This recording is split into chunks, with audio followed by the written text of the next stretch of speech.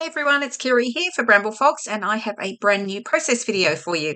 I'm using the fabulous Nature extra large title, and I'm also using the Fox Cut stencil number 106, and it's called Punchinella.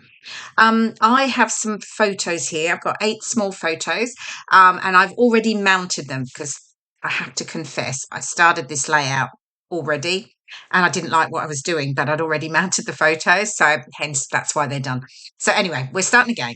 That's okay. So I have the Echo Park Animal Kingdom collection, and I'm just layering up some strips in different patterns and colorways.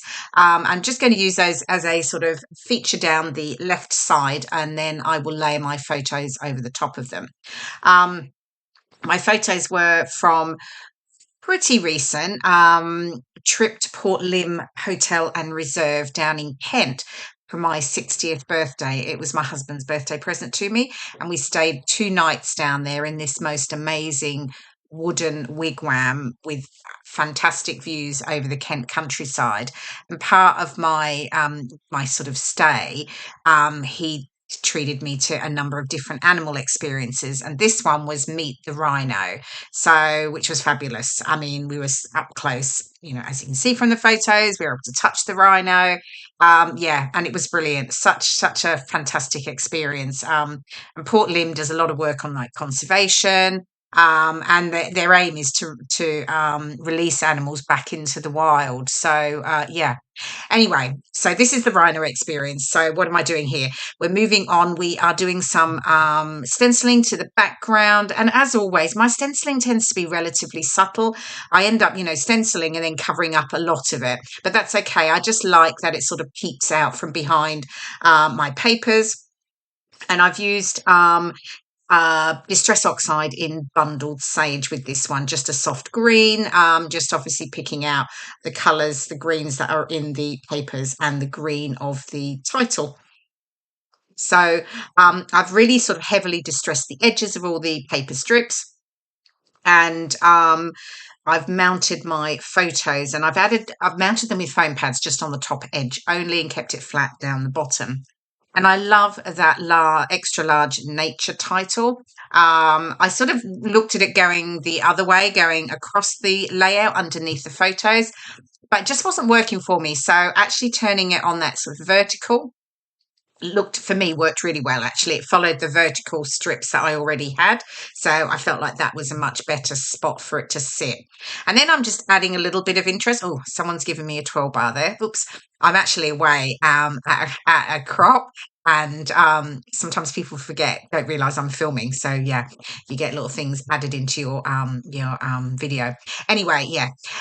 So I added some little extra detail. I've just wound around some embroidery thread to the nature title in a number of different places, and then now I'm just bringing in some of the coordinating ephemera. And I've got some older perspectives from my stash. So I've got some little flowers. I've got a butterfly. I've got some dragonflies. I just wanted to add something else in to build on to build my embellishment clusters. So now I'm getting those elements stuck down. So I've got some word phrases here that we've got. I think this top one says it's wild and free. And then I've got the little banner below the photos that says Happy Zoo Day. And then here's the little flower perspectives. I love these small perspectives that you can just tuck into your embellishment clusters. I don't know, these aren't available now, but there are lots of other smaller perspective in stars and hearts and things like that work really, really well, that you can just tuck into your embellishment clusters. So, if you pop on over to bramblefox.co.uk, you can have a look and see what they have available.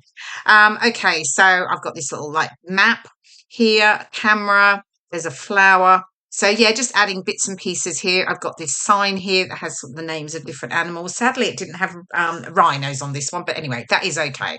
I am at a zoo effectively, so yeah, that's fine. So again, popping in a little flower perspective there, just adding a little bit of pop of the sort of pinky corally colour into the layout. And then the last little flower that I've just added there. Now I've got a couple of little banners that I've added here. I do actually change those because I completely had forgotten I had the paper snips, and they had some, and they're quite autumnal. However, there were a couple of banner pieces on it, and I switched them out afterwards, and you'll see that in the photos at the end of the video.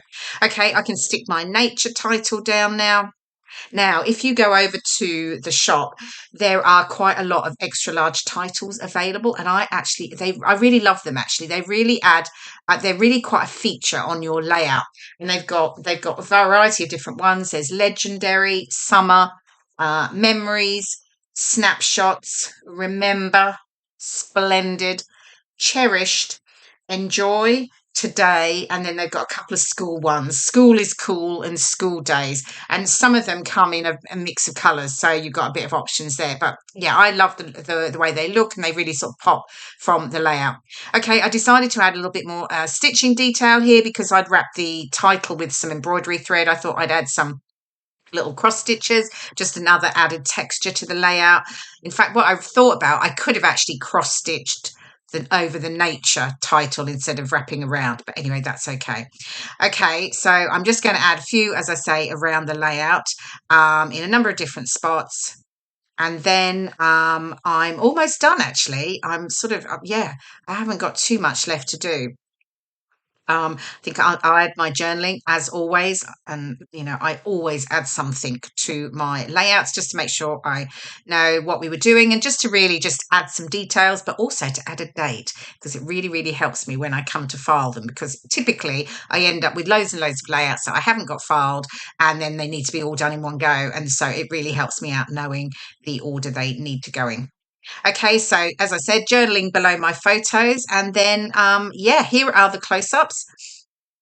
There we go, and there you can see I changed out those two tabs at the bottom to say just us and our stories, and that is from the paper snips.